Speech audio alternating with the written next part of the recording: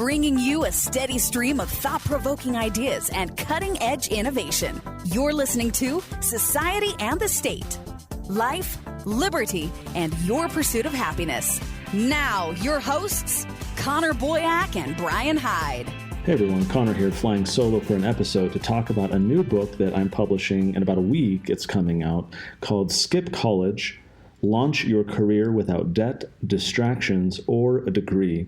I'm the editor of this book, which is a fancy way of saying we're publishing a book that I fully didn't have to write on my own. In fact, it has a chapter submitted, one each from a variety of people who've been working in this field, writing about this field, living the message of this book in their own careers, not only college dropouts who found a pathway to success, but professionals who are helping people develop a successful career personally and professionally outside of the college conveyor belt. So I want to talk first about why do this book? Why do I feel it's important as the kind of brains behind it, the editor for it? I also wrote a chapter myself and the introduction. I fear that for many, it's like it was for me, and that is college is just a presumption of what needs to be done. It's the gateway to which you find career success. You need a diploma. In my case, this was back in the late 90s. I was not made aware of any alternative opportunities. It was presumed by my parents, by my teachers, school administrators, everybody, that this is just what you do. If you want to be successful, you have to do it. I couldn't even entertain alternative ideas because I wasn't really made aware that there were any viable alternatives. Now, fast forward 2 decades, it's a different world, and in many respects, I think the opportunities are that much greater, and the friction is lower. The barrier to entry is lower because of the internet, because of apps, because of all these different innovative companies and kind of the new social economy that have opened up to facilitate people being able to find these alternative pathways. But still, you have every single year high school graduates being indoctrinated with this idea that they need to go to college. It's just part of the ritual, part of the rite of passage, part of the conveyor belt. So the purpose behind the book is to make people aware that the conveyor belt itself is a problem. We're basically putting up little warning signs and detour exits all along the conveyor belt so that high school juniors and seniors and young adults can contemplate an alternative. If you still want to go to college, you weigh all the reasons and the cost benefit and everything else, and you want to go, more power to you. That's an informed decision. But fundamentally, what's happening is that these kids are not making informed decisions because they are not weighing alternatives. They're not even being exposed to alternatives. Certainly the schooling industrial complex does not want to help high school juniors and seniors be aware of them, right? This is a industry that is using as its customer pipeline K through 12.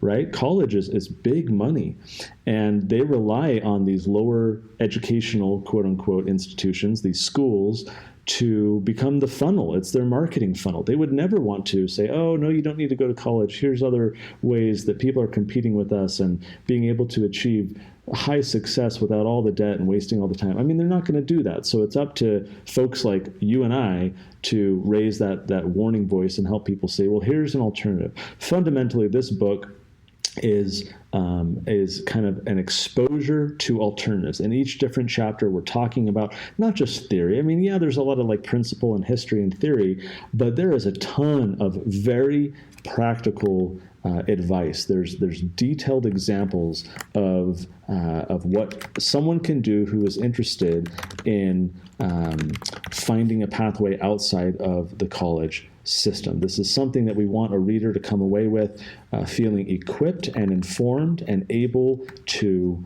make a different decision, not just, oh, hey, clever idea, crap, now what, right? Like, no, here are like very tactical, specific things that you can do. So I'm going to run through the chapter list just to kind of whet your appetite and see what we're doing. So as I said, I do the introduction. Then we have it. I feel extremely honored about this. If you have been a longtime listener of the show, you know that we've talked about John Taylor Gatto several times, award-winning public school teacher preacher turned reformer of the system, written a whole bunch of books, very well respected in kind of the education reform, alternative education, homeschool type communities. He passed away late last year. The very final piece of content he wrote, very prolific guy, he's written all sorts of books and did all sorts of public speaking. The very last thing he wrote before his death, he finished, I believe it was 3 days before he passed away. It was this chapter for this book. So if you're a John Taylor Gatto fan, this is going to be very special because this is the last thing that he wrote in his life. He contributed a chapter talking about how we got here, the conveyor belt of modern schooling. So his chapter is primarily setting the stage for the problems that we have now in the college conveyor belt. How did we get to this point? Obviously, we can't understand where we're going and how we need to change if we don't understand why we've gotten there. So he gives us kind of the historical context to understand. We then have a chapter from Brittany Hunter. She's a prolific writer and a college dropout herself, who has written a fantastic book called a chapter for the book called Indoctrination Factories, Open Minds Are Closing on Campus. She works with the Foundation for Economic Education. She's been able to see from that vantage point all sorts of the problems that I'm sure you've seen as well online with these college campuses going left, going safe space, going snowflake. And so she's talking about, look, part of the problem with colleges, as it was for her, she shares her experience, is that, we think that we're sending our kids there to have this academic inquiry and this open-minded investigation of truth and being able to understand. And yet, in reality, these kids are paying a ton of money to be propagandized. And so she's giving the picture of, here's some of the problems that you need to be aware of that are happening on college. If you want to learn, if you want to grow, there are other ways to do it without having to have all the baggage and taint and propaganda that these schools bring. That then leads us into a chapter by Carrie McDonald called Toss the Textbook and Learn Through Living. Carrie is most recently the author of a fantastic book. We've had her on the show. Called Unschooled, Raising Curious, Well-Educated Children Outside the Conventional Classroom. In this chapter, she gives practical advice of how to structure your life and pursue your life in a way where you are learning through living. It's not just, hey, you're going to, sit at a desk for another 4 years and you need to understand precisely what's being taught and pass tests. Like, no. Let's discard all that and talk about how you can build a meaningful life and a successful career by learning in your everyday life and pursuing what you really love. Isaac Morehouse, who is the founder of Praxis, then contributes a chapter called Ditch the Diploma, Build a Portfolio That Employers Care About. This chapter is chock full of advice, very, very important advice that anyone can implement and everyone should implement who is at this kind of age range in their life of trying to figure out what they want their career to be and whether they should go to college or not. This chapter is excellent. Praxis, if you don't know it, is a fantastic company that helps hardworking young people build a career. Basically, they're doing in the real world what this book is talking about. They help young people get careers and develop their abilities and their skills and their approach in a way that positions them for success. In fact, all of the proceeds from this particular book are just going to be donated to Praxis. So I'm not making money. Libertas Institute isn't making money. All the proceeds are going to be going to Praxis to support the mission because we want to put our money where our mouth is and really support that. So another good reason to pick up the book as it's going to help young people who are trying to hustle. The next chapter we have is by Dusty Wunderlich, The Economic Secrets of Going to College. So if you are at a point where you're like, college is still a good idea and there's all these benefits. Well, what is the fiscal impact? What is the economic reality of what you're going to make? And how does that play out in terms of like actually running numbers and saying, well, if I take on this much debt, it takes me this long to pay it versus if I just, go straight into the workforce and find alternative ways to kind of build myself up. Very eye-opening chapter to understand the debt bubble, its implications for interest rates, its implications for individuals who are borrowing. These are realities that most kids are not being exposed to, but the young people in your life who read this book are going to be, and they're going to be that much better for it. Josh Stein Lee, who is a author of entrepreneur, he's built all sorts of businesses. He's been a TEDx speaker. He's written for all sorts of publications like Fortune and Time and Entrepreneur.